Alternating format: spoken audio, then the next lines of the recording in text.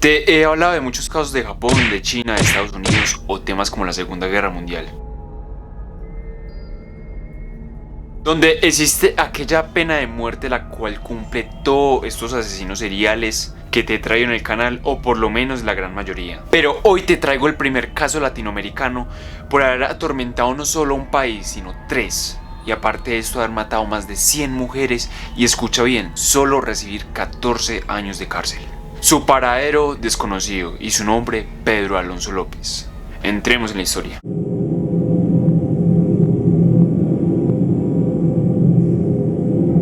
Entramos al año 1948, exactamente el 8 de octubre, donde en Colombia se presentaba un periodo de máxima violencia, por diferentes cambios políticos y sociales. Su capital, Bogotá, estaba en gran crecimiento y modernización, pero con ello mostrando altos comportamientos de violencia. Y ese mismo día de ese mismo año, el 8 de octubre de 1948, para los desmemorizados, nacería un niño llamado Pedro Alonso López. Crecería en una familia totalmente disfuncional, como todos los casos que te he traído, donde se presentarían todos esos casos que marcarían a cualquier persona. Su padre lo abandona cuando él era muy joven y su madre trabajaba como dama de la noche en Bogotá, donde claramente crecería en un ambiente bastante perturbador, no solamente para él, sino también para sus hermanos. Y con ello formando poco a poco la persona que te voy a describir o contar el día de hoy. Mientras él iba creciendo se iba presentando un abuso físico y sexual de personas de la calle y, escucha bien, hasta de su propia madre. Y donde aquel maltrato le iría contribuyendo poco a poco a ir formando esa mentalidad que formó. Ya sabiendo esto, tenemos en cuenta que la violencia y el desorden era algo común en su hogar, donde es muy poco probable que alguien crezca bien psicológicamente hablando en ese tipo de entorno, donde obtendría un impacto negativo en la parte mental y en sus habilidades sociales. Pero bueno, ¿cómo era Pedro en la escuela? Pues la verdad no cambiaba mucho, ya que Pedro tuvo un rendimiento deficiente y abandonó la escuela cuando tenía muy corta edad. La falta de una educación formal y el ambiente caótico en el hogar contribuirían a su desajuste social. Desde joven, Pedro se involucró en actividades delictivas menores, como robos, hurtos, robando objetos de poco valor. Todos estos crímenes menores eran una inclinación hacia la criminalidad y falta de su control impulsivo, lo cual iría formando ese monstruo que te voy a contar hoy. Pedro, por hacer robos constantemente, caería en prisión más de una vez, pero una vez cuando abusaron de él 4 hombres, Pedro tomaría venganzas con su propia mano, matando a cada uno de los 4 que abusó de él, donde Pedro descubriría una sola cosa: ese deseo profundo de matar. En el año 1978, cuando sale de prisión, decide reiniciar su vida en Perú, donde muchos pensarán de que realmente fue a Perú a tomar una nueva vida, a conseguir un nuevo trabajo, tal vez a formar una familia, pero no.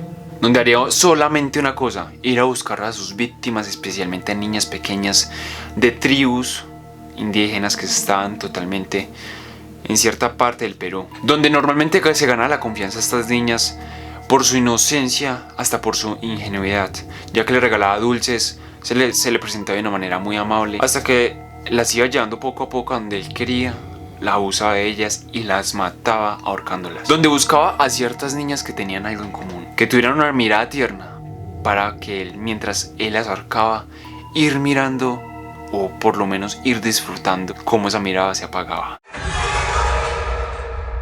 Un día, cuando este psicópata, hijo de las 3000, estaba intentando engañar a una niña de tan solo 9 años de una tribu indígena, ciertos integrantes de la tribu se dieron cuenta y lo empezaron a perseguir, donde lo atraparían y lo juzgarían según las leyes de su tribu, la cual era algo simple, algo sencillo: enterrarlo en vida, pero antes de enterrarlo en vida, colocarle mucha miel para que las hormigas se lo comieran en vida. Pero algo curioso de la historia, y que lastimosamente pasó, es que pasó una misionera en un jeep, la cual era estadounidense, se dio cuenta de la situación, entonces fue a hablar con la tribu indígena, les hizo un trato en el cual lo iba a entregar a las autoridades peruanas.